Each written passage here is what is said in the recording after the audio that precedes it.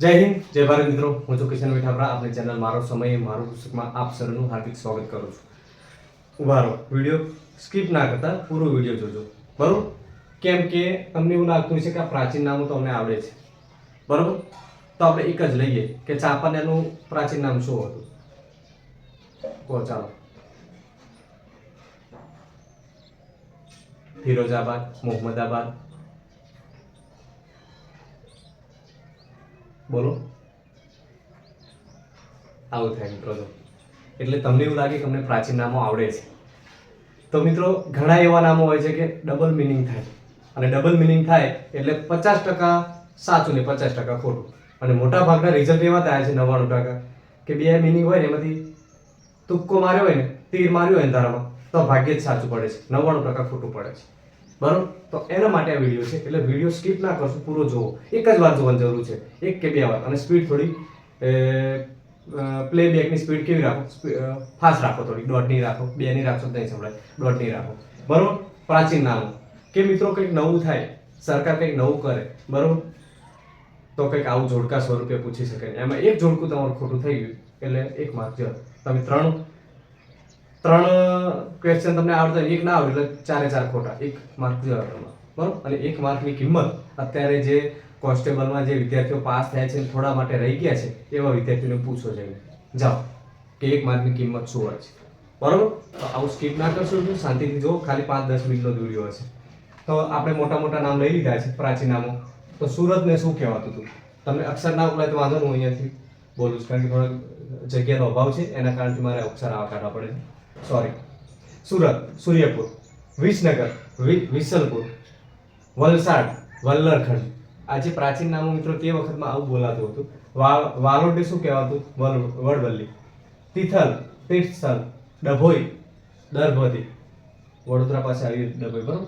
ચાંપાનેર, મોહમ્મદાબાદ. જો આવ્યું મોહમ્મદાબાદ. આ પ્રશ્ન ઘણી વાર પૂછાઈ ગયેલો છે એટલે. પોરબંદર, સુદામાપુરી. હળવદ, હલપદ્ર. નર્મદા, રેવા, મૈકલ કન્યા. પર નર્મદાના નામ આવતા છે. બનાસ તો પરણાસા. સાબરમતી, સ્વાભ્રમતી. ગણદેવી, ગુણપાદિકા.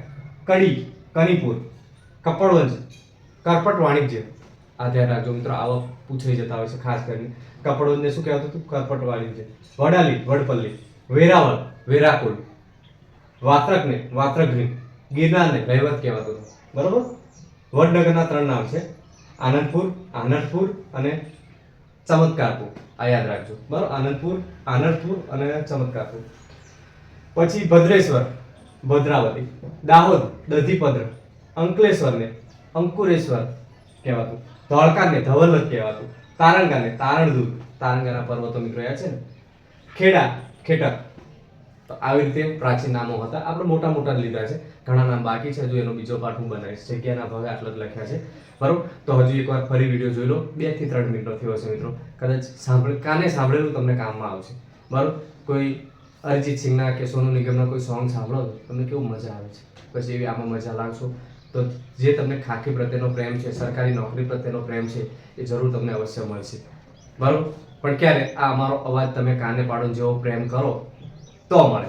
બાકી સ્કીપ કરી દો વિડીયો તો ના મજા આવે, મળે નહીં, બરોબર? કારણ કે આમાંથી કદાચ 1 માર્કનું પૂછાઈ ગયું તો, બરોબર? કોઈ પણ એકેડમીનો જુઓ, કોઈ પણ શિક્ષકનો વિડીયો જુઓ, પૂરો જુઓ, શાંતિથી જુઓ, કારણ કે દરેક શિક્ષક સારું શિક્ષણ આપે છે, બરોબર? એવું નથી હોતું કે કોઈ બીજી પુસ્તકમાં સુરત ને સૂર્યપુર નહીં આપ્યું હોય. બધી પુસ્તકમાં સુરત એટલે સૂર્યપુર આવતું હોય છે, બરોબર? પોરબંદર એટલે સુદામાપુરી જ આવતું હોય છે, અને દરેક શિક્ષકો એ જ ભણાવશે, બરોબર? કોઈ પણ શિક્ષકને સાંભળો, પણ પૂરા સાંભળો, અધૂરા ના સાંભળશો તો તમને શું થશે કે ભણવામાં મજા નહીં આવે, પછી અડધું જ્ઞાન અધૂરું જ્ઞાન રહેશે, પેલા અધૂરા ઘડા જેવું કે અધૂરો ઘડો છલકાય એવું થાય, બરોબર? એટલે કોઈ પણ શિક્ષકનો વિડીયો જો, પૂરો વિડીયો જો મિત્રો તમે. દરેક શિક્ષક સારું શિક્ષણ જ આપે છે. શિક્ષકનો હેતુ એ જ હોય છે કે વિદ્યાર્થીઓ આગળ જઈને સારા માણસો બને, પ્લસ કે સારી નોકરી મેળવે, એવો હેતુ હોય છે, બરોબર? અને અમારા શિક્ષકોનો આશીર્વાદ તમારી સાથે જ છે મિત્રો. તો આ વિડીયોની અહીંયા પૂર્ણાહુતિ કરીએ છીએ. મળીશું નવા વિડીયોમાં. ત્યાં સુધી જય હિન્દ, જય ભારત.